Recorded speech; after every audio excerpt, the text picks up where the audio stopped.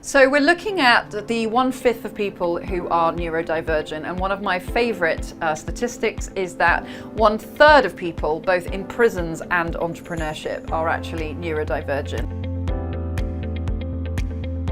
Hello, I'm Sara-Louise Ackrill. I'm a neurodivergent therapist and entrepreneur, and I speak on neurodiversity, diversity, equity, inclusion and belonging, and awareness of domestic abuse in the workplace. So what you call RSD, I think it's very similar to what I would call abandonment trauma, or abandonment wounding, abandonment terror. In therapy, I think one thing I love working with is RSD because it's so painful and so complex, and it's such a big part of our community. And I think even when people don't know they're neurodivergent, when they find out about RSD, they're kind of like, oh, maybe I am. That's the thing that makes them think they could be.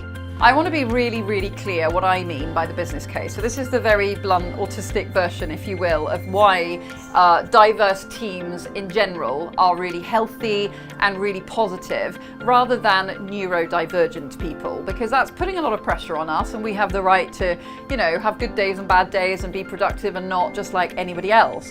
Historically, domestic abuse has not really been a workplace issue, but the workplace is a really great opportunity to identify issues with domestic abuse. That doesn't mean that HR or team managers or colleagues need to be experts in domestic abuse, but I think that we can really do our due diligence. So diverse teams and diverse businesses, they reflect their customer base more, they reflect society more people relate, more people are drawn to that team because they see themselves in the people in the team. It's just more positive. And according to Deloitte, diverse teams are 30% more productive. And then because you feel rejected, you're reacting, and then you just get into this awful cycle, and you describe it really well, where it's terrifying, it's painful, it's automatic. We're talking about all the different facets of abuse, so don't always focus on physical violence, because actually most people that experience domestic abuse will never have experienced violence, and that historically has been what we come to think of as synonymous with abuse.